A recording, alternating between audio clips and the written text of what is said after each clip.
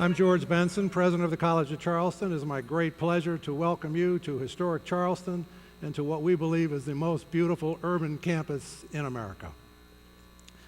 I'm so pleased to see so many family and friends with us in the audience today and other guests to celebrate the accomplishments of these terrific graduate students seated before us. And by the way, this is the largest graduate school class we've ever had in the history of the college.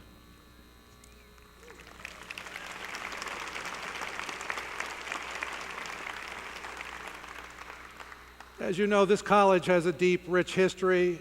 It was founded in 1770 by a group of men that included 3 future signers of the Declaration of Independence and 3 future signers of the U.S. Constitution.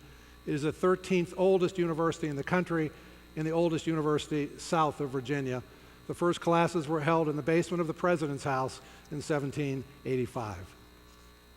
We begin with our national anthem, which will be sung by Joseph Ford. Joseph is graduating this evening with a Master's of Teaching in Performing Arts degree. Joseph, would you please stand?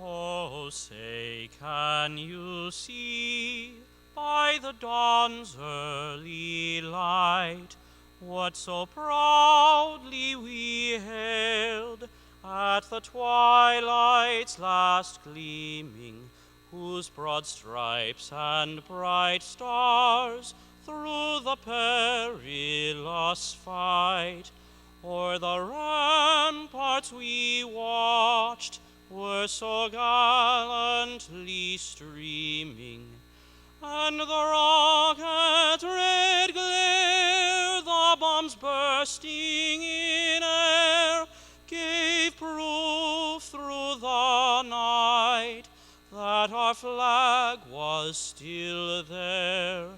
Oh, say, does that star-spangled banner yet wave o'er the land of the free and the home of the brave?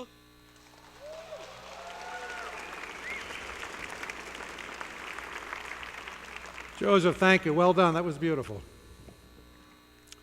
Graduates, you should be extremely proud of what you've accomplished at the college. Our programs are rigorous, they're intensive, they're cutting edge, and you were up to the task, and your efforts have earned you a very valuable degree, and one that I believe will gain in value as the years go on. As you leave here today and move into the next phase of your life, I hope you will stay connected to the college. I hope you'll return often. I hope you come back for a Charleston affair next spring. And when you do return, you will find that the college has evolved to an even higher plane. I'd like to tell you just a little bit about what's ahead for the college and give you a sense of what's coming. Our future is laid out in the college's 10-year strategic plan, which we recently revised this past fall. The plan describes our envisioned future for the year 2020, and it provides a roadmap to help us get there. The plan calls on us to utilize and take advantage of Charleston's unique assets such as the port, historic preservation, the ecology of the Lowcountry, the tourism industry, African American history, urban planning, the arts, among others. We already do, I believe, a very good job of incorporating Charleston's assets into our academic programs and into our classrooms, if you will. But over the past few years, Charleston's economy has been rapidly transforming from a tourist and Navy town, if you will, to a diverse, complex, modern economy. The change has been so rapid and so far-reaching that I refer to today's economy as New Charleston. New Charleston is driven by both the traditional assets that I just mentioned and also new and emerging assets in aerospace, obviously Boeing, healthcare and biosciences, and digital media and technology. We now have 250 software companies in the town of Charleston, South Carolina. Today, the college is investing in and supporting academic programs that align with and take advantage of both Charleston's existing assets and its emerging assets. By doing so, we will differentiate the college from all other universities in the world. And by the way, there is far too much duplication in higher education today, both within states and across state lines. By focusing on the assets and the needs of the Low Country and of Charleston, we believe we will not waste resources duplicating in the way that many other universities do. Every university doesn't have to offer every possible degree program. The plan also pledges to protect and take care of Charleston's assets, and we already do that to a certain degree. Our students engage in service learning in local nonprofits, and they intern in local businesses. Our faculty assist our public schools and enhance our community's quality of life and the economy through their research, through their thought leadership, through their consulting, through their creative talents. And we will do more and more of that in the years ahead. As you return to the college in a few years, you will see expanded graduate programs. And some of those graduate programs will be located overseas. You will see master's programs, and even several PhD programs are on the horizon. You will also see the college doing more collaboration with the Medical University of South Carolina. Collaboration that will help support and expand Charleston's economy while improving the quality and the depth of our degree programs and growing the national reputations of both institutions. And as I explained in my email to all of you 2 or 3 weeks ago, it may even turn out that someday the college and the medical university join forces in some way. In such a scenario, the college would serve as the core. MUSC's 200 undergraduate students would join our 10,000 undergrads. MUSC's 2,500 graduate students would join our 1,500 graduate students. In the years ahead, you will also see our campus master plan come to life. You've seen some of that while you've been here. The plan describes the facilities needed to reach our envisioned future, from state-of-the-art classrooms to cutting-edge research laboratories, a new student health services center, and a new residence hall and a student fitness center. By the way, both of those are coming out of the ground as we speak, right behind the Satilli Theater, and they will open this August. You will see the college's facilities increase along the Calhoun Street corridor. They may someday stretch all the way along Calhoun from the Ashley River to the Cooper River. In fact, we expect to have facilities on the Cooper River next fall. And you will see the emergence of a new philanthropic culture at the college. Now, to help create that culture, we are preparing to publicly launch a national comprehensive fundraising campaign this fall. The campaign will enable us to increase student scholarships, recruit and retain distinguished faculty, modernize our facilities and technology, and develop distinctive academic programs and student services. That's a little bit about the vision. Now, in order to achieve that vision, we're going to need some help, and we're going to clearly need help from you. In a few minutes, you will become alumni of this historic university, and you will join a network of 50,000 alumni around the world, a network that you will benefit from throughout your careers if you reach out and use that network. As you leave here today, please continue to keep us informed of your whereabouts and tell us about the progress of your careers. And if you need assistance or advice or a letter of recommendation, or you'd like to use our Career Center, know that we will always be here for you. It's always available throughout the rest of your career. And remember that relationships, by definition, are two-sided. Please look for ways that you can help the college reach its potential. We need your expertise. We need your advice. We need your feedback. We need your help as advocates for the college in recruiting new students and strengthening our relationships with many of the institutions that you will be working for and with throughout your careers, and with the many communities that you'll be living in throughout your lives. We need your help in continuing to build a vibrant and responsive alumni network. And yes, we will need your financial support. You will be hearing that from me and my successors once or twice a year for the rest of your lives.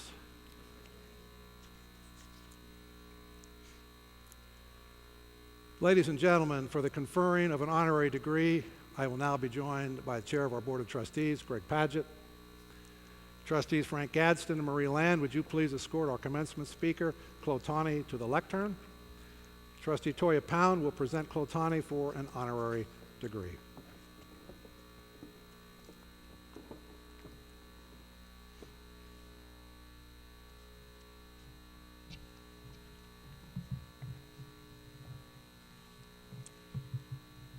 When you work with some of the brightest and most dedicated scientists and medical professionals in the world, one can't help but notice the way brilliant people operate. And while some people might be intimidated by the presence of all that raw brain power, longtime nonprofit advocate Chloe Knight Tonney fits right in, helping all of these professionals find ways to work together to maximize their strengths and specialties. As Senior Vice President for External Affairs for the Centers for Disease Control and Prevention Foundation, Dr. Tonney interacts regularly with some of the leading minds confronting public health challenges. Such relationships have allowed her to distill a few truths when it comes to brilliant and successful people. First of all, brilliant people make use of every available resource, and that doesn't just mean money. Second of all, the old adage is true: two heads are better than one. Dr. Tonney credits her biggest accomplishments as being the product of collaboration between different people and organizations, including groups from the public, private, and civil sectors. For example, in January 2010, an earthquake devastated much of Haiti, killing more than 200,000 people and severely damaging much of the country's infrastructure. Among the wreckage was the headquarters of the Haitian Ministry of Health and Population. Upon its collapse, the surviving staff was forced to work out of the second floor of a generator repair shop as they confronted major health challenges, such as food shortages and the outbreak of cholera. Working with healthcare company Kaiser Permanente, the GE Foundation, and the Robert Wood Johnson Foundation, among others, the CDC Foundation was able to build a new headquarters for the health ministry, as well as expand Haiti's National Health Laboratory, where CDC staff worked alongside their Haitian counterparts. Such improvements have helped contribute to better public health care in Haiti since the earthquake, including increased treatment for HIV, more vaccinations of children, and mass drug treatment of the disfiguring disease known as elephantitis. According to Dr. Tonney, this type of collaboration between public and private interest is critical for success, especially since we live in a world of diminishing resources. Furthermore, such collaboration should be standard practice, not something that occurs only in a time of crisis. In her mind, this generation of college graduates have the opportunity to collaborate across sectors of society like never before. Although you might not always have authority in a situation, she believes she might find that you do have influence. Everyone walking across this stage today, no matter their job or place in society, should look in the mirror and ask themselves, what is the impact I can have? What is the difference I can make? Dr. Tonney asked those questions, and it has made all the difference. It is my pleasure to present College of Charleston alumni Chloe Knight Tonney. Her advocacy for collaboration and the accompanying results in the realm of science, public health, and higher education make her a fitting candidate for the college's Doctor of Humane Letters.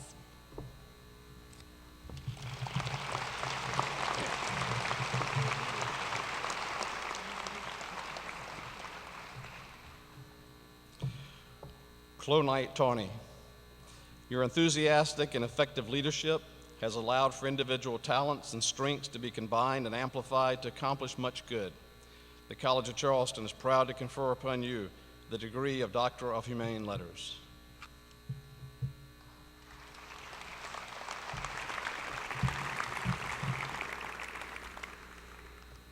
And by the authority vested in me by the Board of Trustees of the College of Charleston, I now confer on Chloe Knight Tonney the honorary degree Doctor of Humane Letters with all the rights, privileges, and responsibilities thereto appertaining. Congratulations, Dr. Tonney.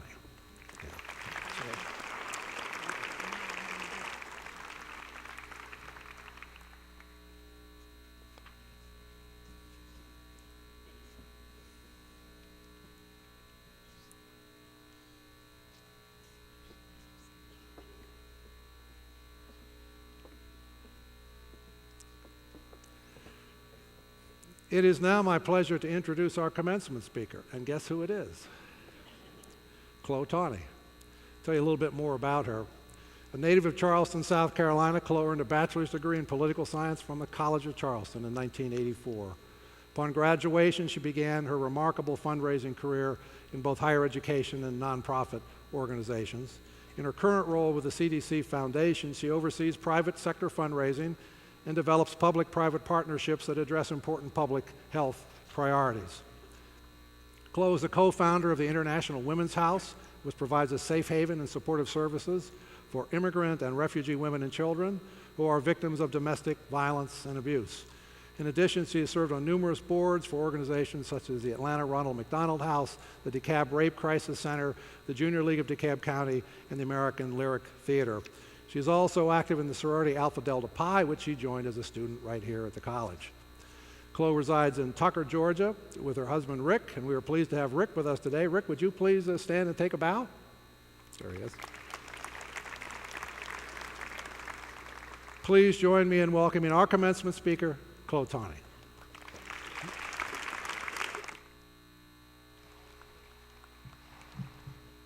Thank you to Chairman Paget, the Board of Trustees, President Benson, the Foundation Board of Trustees, distinguished faculty, guests, and friends of the College of Charleston.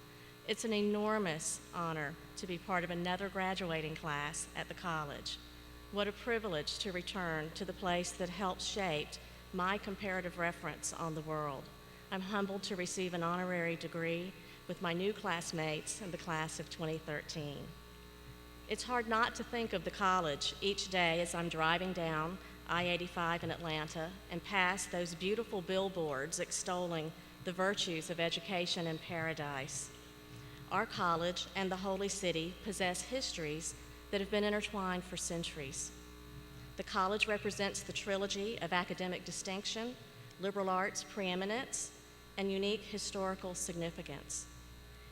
Its institutional pedigree in the landscape of U.S. higher education adds instant value to your degree. Today, the college passes its baton of expectation to you. It has equipped you with the tools required to move you from where you are today to where you want to be tomorrow. Today, you transition from the rigor of a scholar to the wisdom of a practitioner. It has been said that we receive 3 educations, one from our parents, one from our schoolmasters, and one from the world. It's also been said that the third contradicts the first 2, but I predict that you'll be keeping that contradiction at bay. In our public-private partnership work at the CDC Foundation, we have the privilege of working synergistically with top-flight colleagues, corporate and philanthropic leaders, and world-class scientists to help bring CDC's 24/7 life-saving work to fruition. We operate within the Golden Triangle at the nexus of government, the private sector, and civil society, none of whom can achieve their missions alone. CDC is our nation's and our world's emergency room for help. We know that a threat anywhere in the world is a threat everywhere, and that we are only one plane ride away from the next outbreak. We know this because public health connects us all. By the air we breathe, the water we drink, the space we occupy, we are all connected. Atlanta has been called the global public health capital of the universe due to the confluence of key partners such as CDC and many other health-related institutions headquartered there. I would suggest to you that there is another reason that Atlanta has this reputation, and it's one that is key to any future successes you may enjoy. Atlanta has learned what Charleston has known and demonstrated in the regional successes obtained utilizing the art of multi-sector collaboration. On a personal level, conditioning yourselves to collaborate effectively enhances your value proposition as you enter your chosen fields. Entities are operating in resource-deficient environments, those populated by individuals who know how to think critically, linking and leveraging their strengths with those of others, will outperform and outserve any other. And so it will be with you. Now informed by and armed with your new knowledge, collaboration will be the new currency that you will use to do work. 2 Harvard faculty members, Drs. Lenny Marcus and Barry Dorn, at the Kennedy Center for Public Leadership, studied this phenomenon called meta-leadership in the field of emergency response and preparedness. Meta-leadership is akin to meta-analysis, where results across many studies are analyzed to identify patterns. It developed in the wake of national disasters such as 9/11 and Hurricane Katrina, indicating how leaders perform in the face of crisis. Meta-leadership encourages the practice of collaboration across sectors or disciplines whereby individuals are called upon to lead or influence without direct authority. In many ways, it's a declaration of interdependence, whereby you must achieve through others to obtain the most impactful outcomes. Now more than ever, you will be called upon to lead in this new way. One of the most powerful examples from public health history effectively illustrates a high-stake collaboration that leads to remarkable human achievement. It's the story of worldwide eradication of smallpox, hailed as one of the greatest public health achievements in history. The smallpox virus has plagued the human condition for more than 2,000 years. Smallpox also played a significant role in U.S. history, striking our troops during the Revolutionary War, and again a century later when President Lincoln was stricken with it just after the delivery of the Gettysburg Address. He likely contracted it while visiting Union troops 2 weeks before in the area of Washington, D.C. Fast forward to the 1960s and 70s, what started with a small group of CDC experts led by epidemiologist Dr. Bill Foege and a cadre of World Health Organization counterparts turned into an inspired idea for disease eradication. This culminated in a strategy with a single overriding objective to rid the world of smallpox virus forever. Beginning in Africa and then moving through India, a country one-third the size of the U.S., but with 3 times the population, Dr. Foege and his colleagues developed key alliances with ministries of health, district clinics, thousands of health workers, village chiefs, missionaries, and others to conduct disease tracking, reporting, and measurement, or disease surveillance. The strategy focused on containing the virus by vaccinating the perimeters of areas where it was present, in essence, creating a fire line around the virus until transmissibility became impossible. Aside from the technical and medical aspects of the challenge, there were political hurdles, including civil unrest in some regions.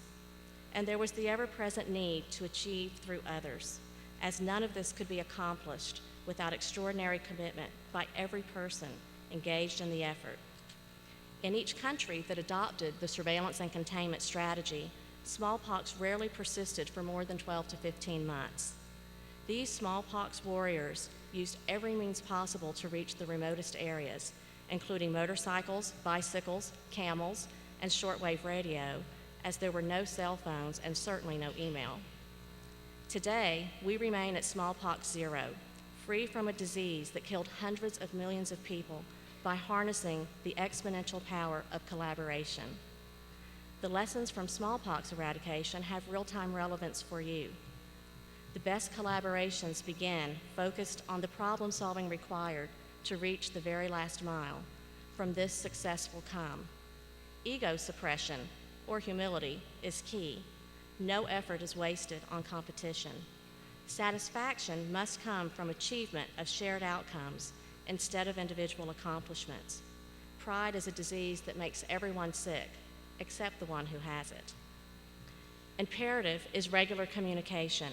In India, monthly meetings were held that brought people back from the village front lines, government officials, epidemiologists, and an array of international partners, which developed into a seamless coalition minus turf warfare.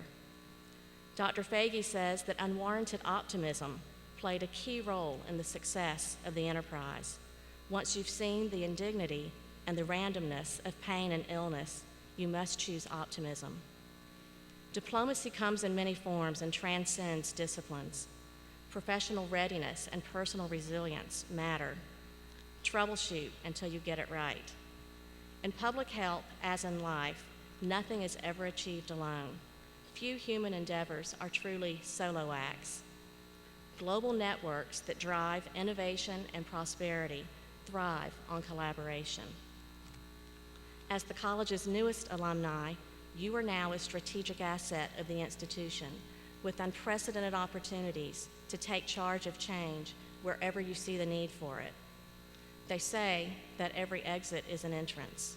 As you exit here today and enter a more complex world, hold tight to the African proverb instructing that if you want to go fast, go alone. If you want to go further, go together. Thank you, and congratulations, class of 2013.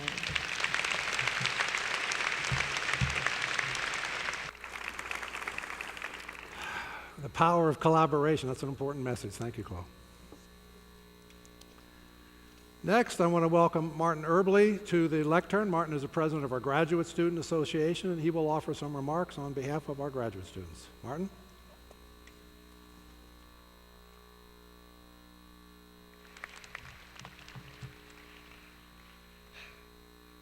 Fellow classmates, my friends, my family. While this may not be our first time walking across a graduation stage, I have no doubt that the College of Charleston experience included a lot of firsts for us. And though each and every experience was unique, further individualized by the personal path that brought us to the college, we enjoyed them together. Look all around us. There's beautiful history. There's architecture. Spanish moss floats over the cistern, and beautiful, deep red brick sidewalks guide us wherever we choose to go. And if place wasn't enough, the people surely are. Such a diverse campus community surrounds us. We grow from one another and smile with one another. We have graduates here today of all walks of life, with interests and passions and goals as wide-ranging as you can imagine. Our lives are very different, but we share in this accomplishment tonight.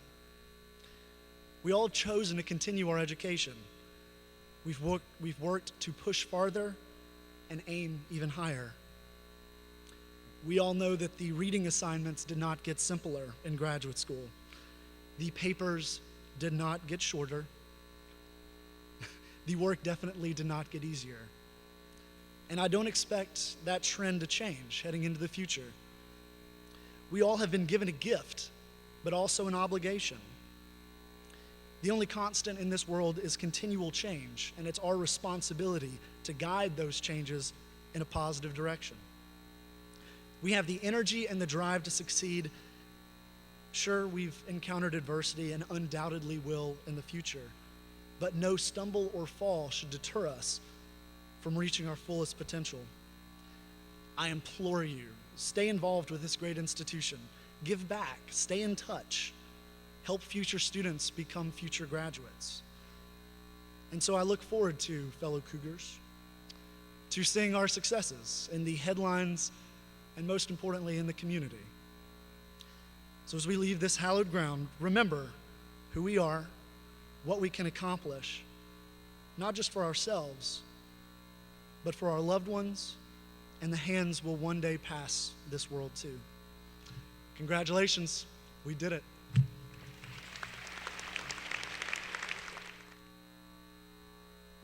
I'd now like to bring up Chuck Baker, class of 1980. He will speak on behalf of the Alumni Association. Chuck.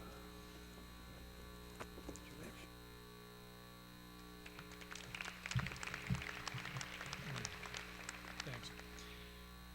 As president of the Alumni Association, it's a real honor for me to take part in your graduation here this evening. Congratulations to you and to your families too. If you did your undergraduate work here, I want to remind you that you are a member of the Alumni Association. If you came to us from another college, I want to welcome you as our newest members.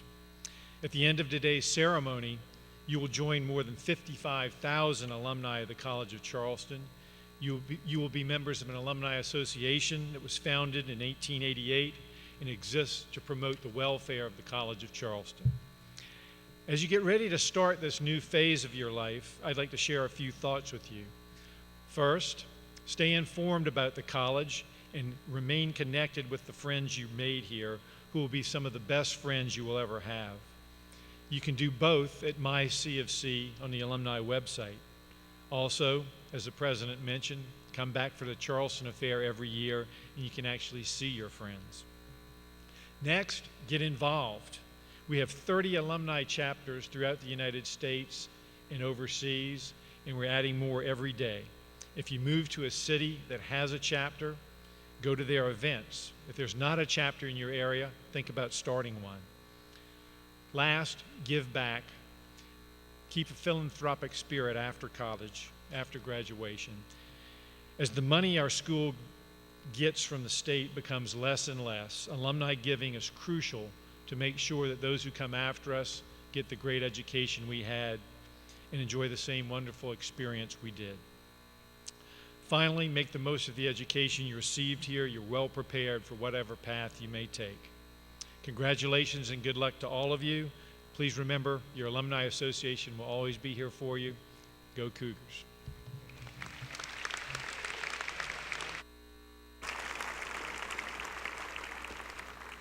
Thank you, Chuck.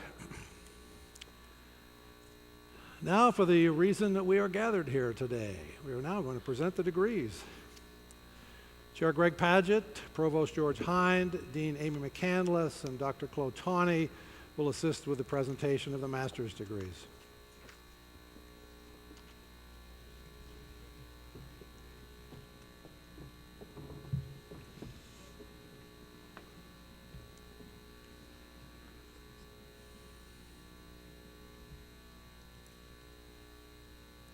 Upon successful completion of all requirements and with the recommendation of the faculty, I have the honor to present the master's degree candidates.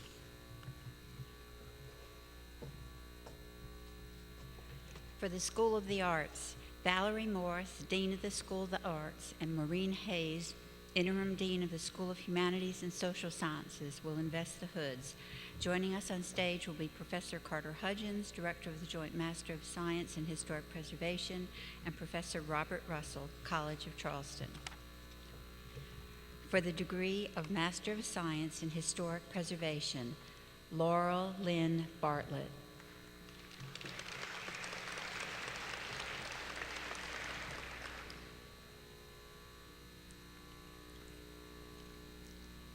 Emily Ann Ford.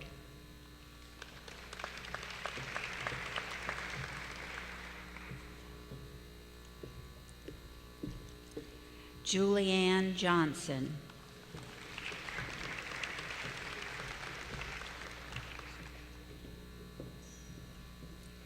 Pamela Murata Kendrick.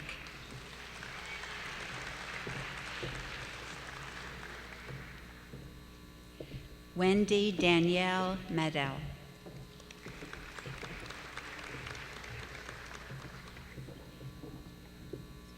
Neil Cantor Nichols.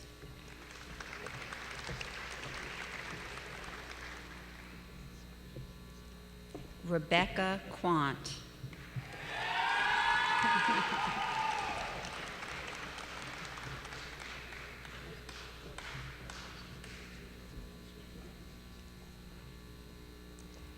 Mary Margaret Sly.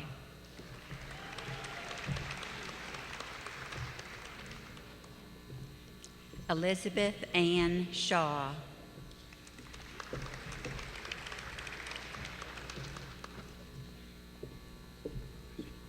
Carl Philip Sonderman.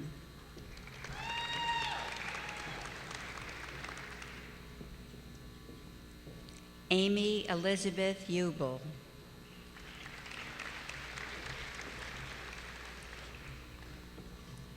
Daniel Heinz Watts.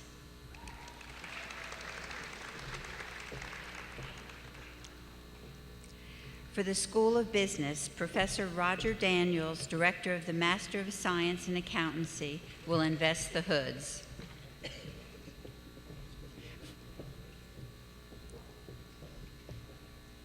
For the degree of Master of Science in Accountancy, John Joseph Corella.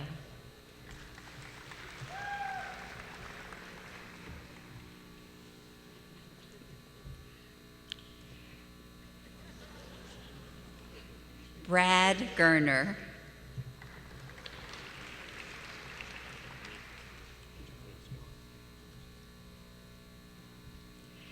Michael Patrick Helmig.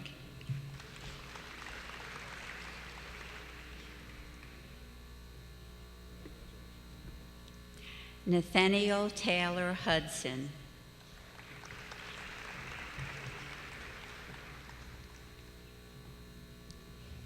James O. Kempson III.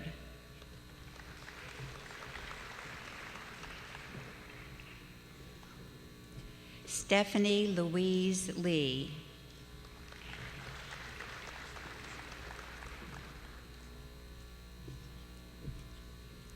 Sarah Elizabeth Marion.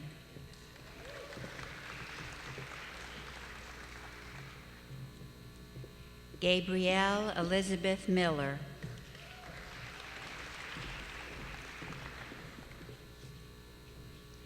Michael Paul Neto.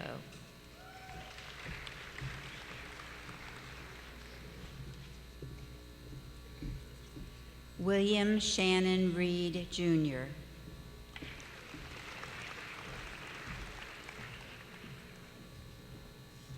Jeremy Roger Richardson.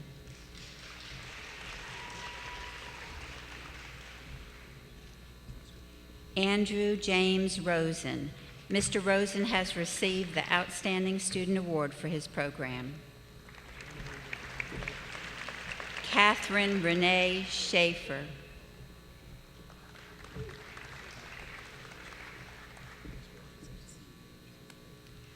Kara Ashley Schaffer.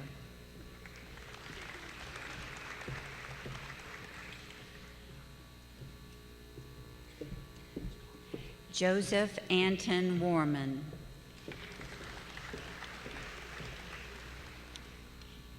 Margaret Emma Wedgeworth.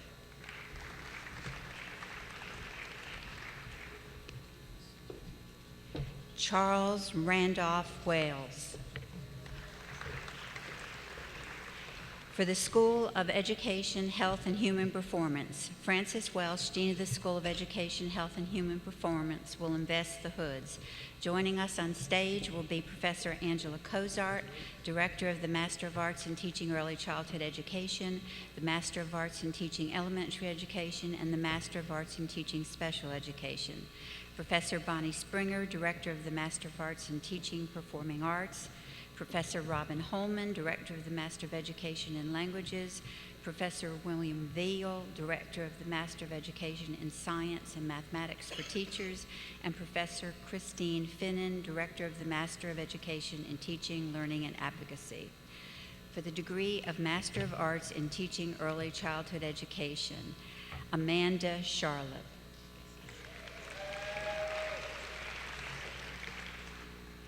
Louise Jenkinson Sharpie. Ms. Sharpie has received the Outstanding Student Award for her program.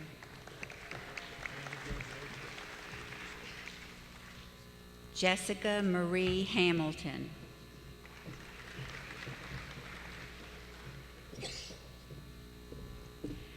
Elizabeth Vojode Hicks.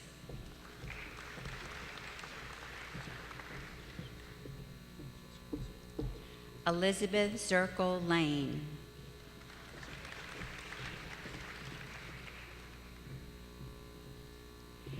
Darianne Marie Lunny. Miss Lunny has received the Outstanding Student Award for her program.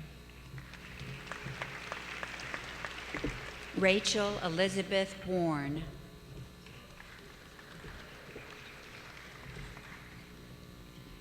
Lauren Elizabeth Yeomans.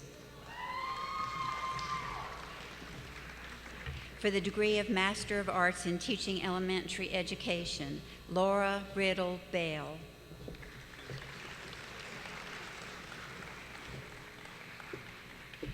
Alexandria Jean Claus.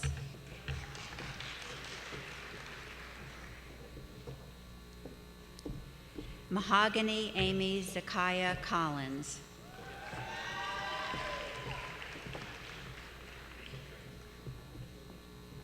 Hillary A. Jones.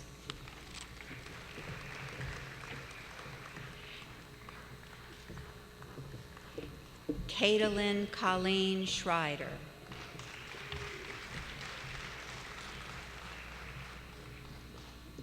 Rebecca Lee Toms.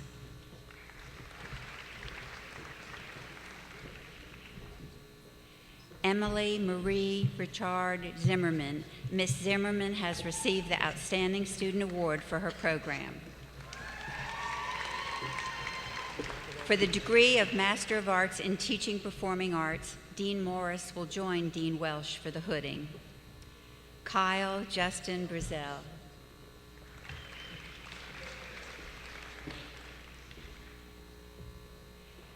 Joseph R. Ford.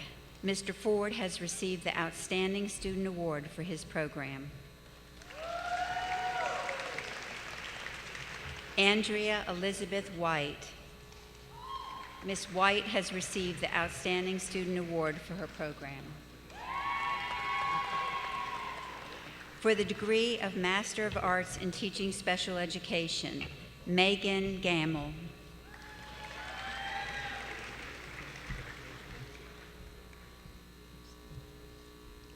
Sarah Berenice Larkin.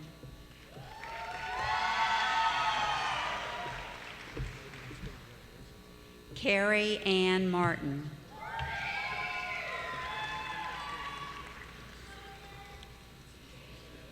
Christopher D. Millsbaugh.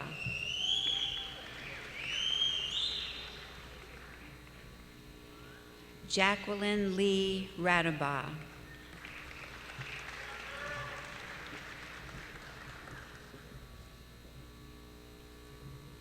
Sarah A. Risher.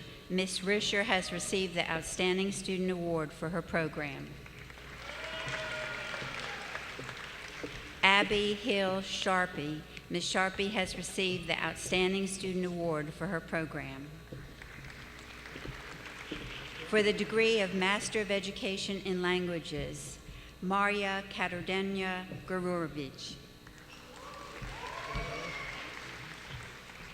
For the degree of Master of Education in Teaching, Learning, and Advocacy, Carolyn Elizabeth Hoadley. Stacy Danelle Hudson. For the degree of Master of Education in Science and Mathematics for Teachers, Catherine Lynn Schertz. Ms. Schertz has received the Outstanding Student Award for her program. Jessica Louise Townsley.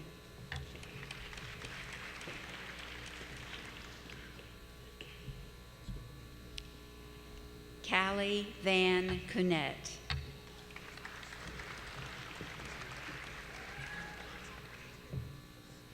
Allison R. Ziegman.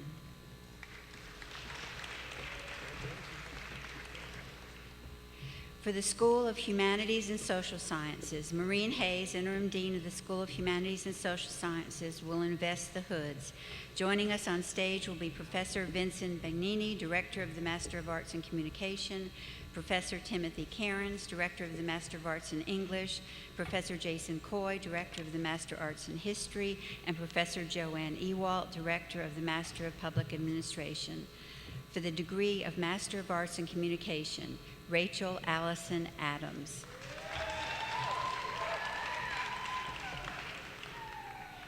Jose Alejandro Avillas.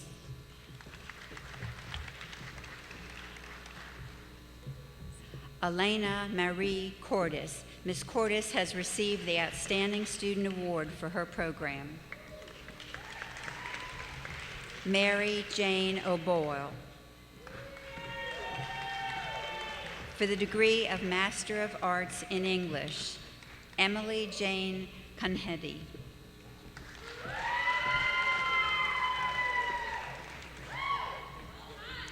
Carrie Michelle Couturier.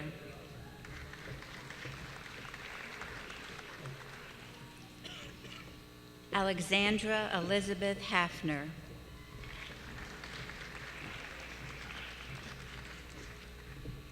Christina Marie Held. Ms. Held has received the Outstanding Student Award for her program.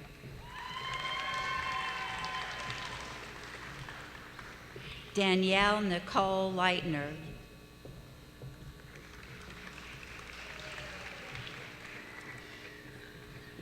Christina Mahan.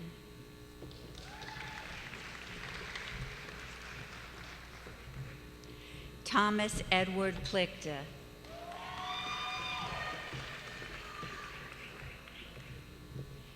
Courtney Ellen Prophet. Ms. Prophet has received the Outstanding Student Award for her program.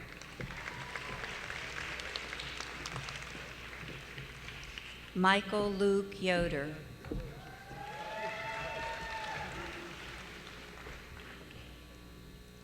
For the degree of Master of Arts in History, Veronica Marie Phillips.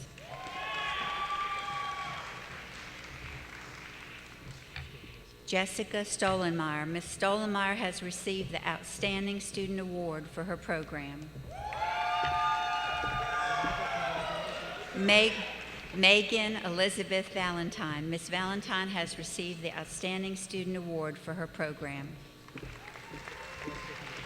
For the degree of Master of Public Administration, Renee Lucille Allison. Elizabeth Ann Atkinson.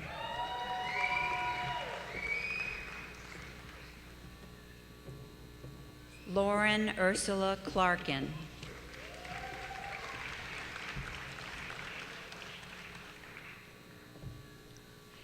Kathleen Taylor DeWitt.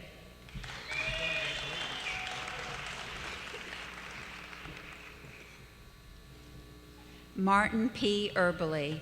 Mr. Erbely has also earned the Graduate Certificate in Urban and Regional Planning.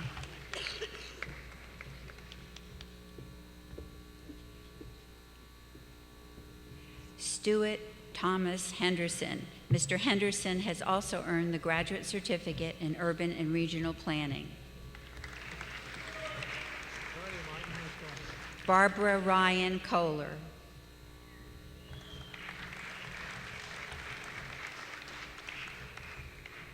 Matthew Bryce Llewellyn.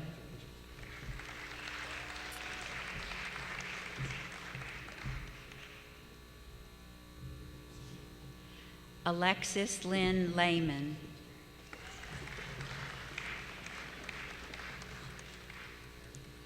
Katie Ellen Simison.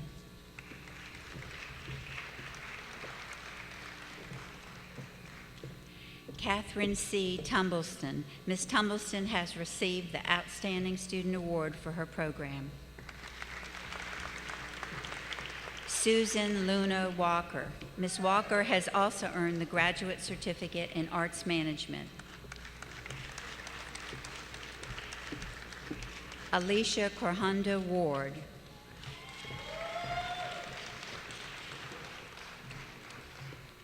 Ashley Ann Winham.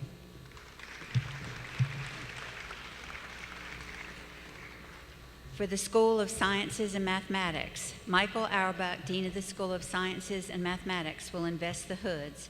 Joining us on stage will be Professor Tim Callahan, Director of the Master of Science in Environmental Studies, Professor David Owens for the Master of Science in Marine Biology, and Professor Ben Cox, Director of the Master of Science in Mathematics.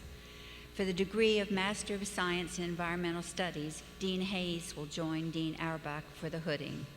Laura Michelle Coggins. Ms. Coggins has received the Outstanding Student Award for her program. Brooke James Swartaki.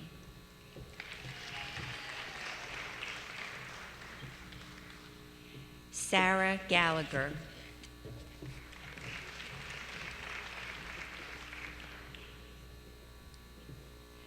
Sarah Gabrielle Pachota.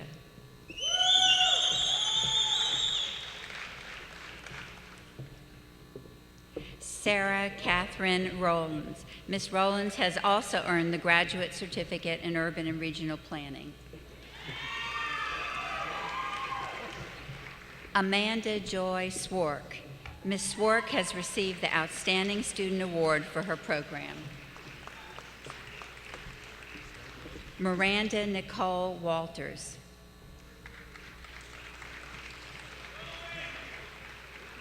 For the degree of Master of Science in Marine Biology, Katie Victoria Anweiler. Ms. Anweiler has received the Outstanding Student Award for her program.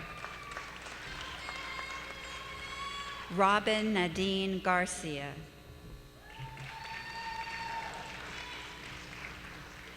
Jennifer Lynn Newby.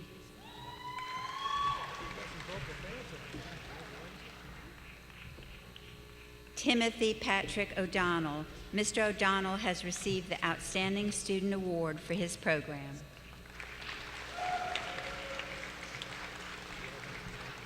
Samantha Smoot.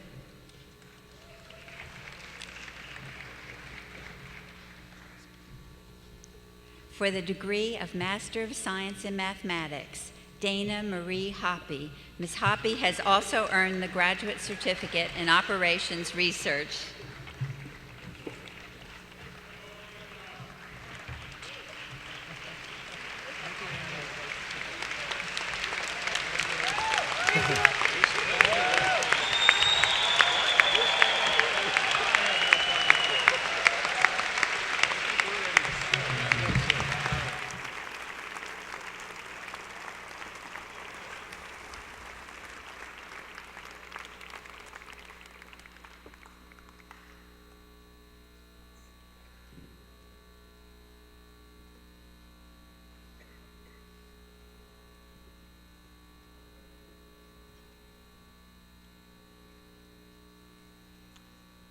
Will all master's degree candidates please rise? These candidates have completed all the requirements for their degrees. By the authority vested in me by the Board of Trustees of the College of Charleston, I hereby confer upon you the degree of Master of Arts in Teaching, Master of Education, Master of Public Administration, and Master of Science, as appropriate, with all the rights, privileges, and responsibilities thereto appertaining. Congratulations.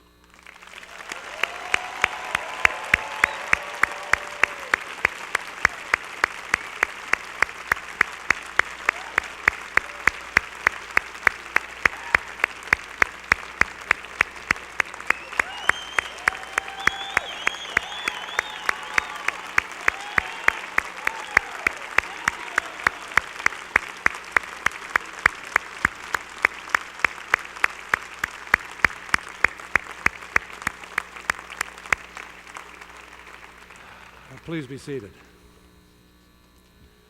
I would now like to acknowledge the faculty. They deserve the credit for the quality, the success, the reputation, and the very strong student-centered culture that we have here at the College of Charleston.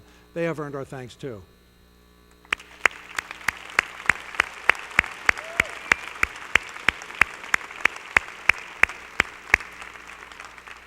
And graduates, I know you got to this point mostly on your own, but credit also goes to your family and friends. The support system that they provide is critical in this whole educational process. I'd like the parents and the grandparents and the spouses and other family and friends of the graduates, if you would stand, please, so that we can all thank you.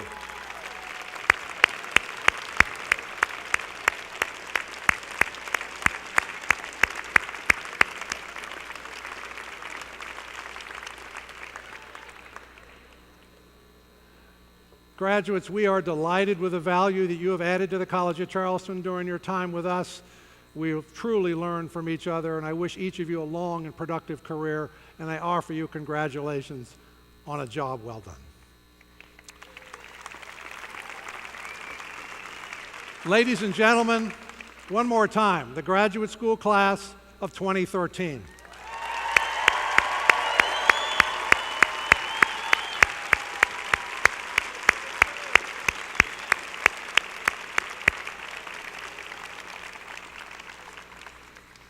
If you would please stand now for the alma mater led by Joseph Ford. The words can be found on the back cover of your program.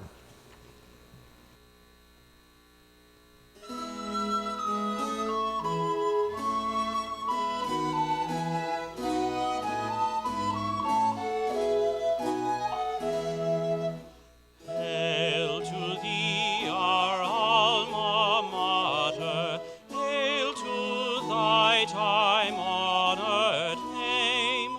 Proud traditions hover round thee, may we never bring thee shame. Loyal sons and daughters love thee, strive to conquer and prevail. We will sing thy praises ever, College of Charleston, hail. all hail. We will sing thy praises ever, College of Charleston, hail, all hail. Joseph, thank you. Beautiful. Family and friends, would you please remain in your seats? You may sit down until the recessional is complete. Immediately following the ceremony, which is in a few minutes, you're invited to a reception here in the concourse of the arena, basically on your way out. Today, as I think you all know, virtually all colleges and universities parade out of commencement ceremonies like this to beautiful classical music from the 18th and 19th centuries. But we're not like other institutions, are we? We don't do that. We are the College of Knowledge. How about a medley from the 20th and 21st centuries? And why don't we start in the 1920s? And I hope to see all of you at the Charleston Affair next year. Chris, crank up the music.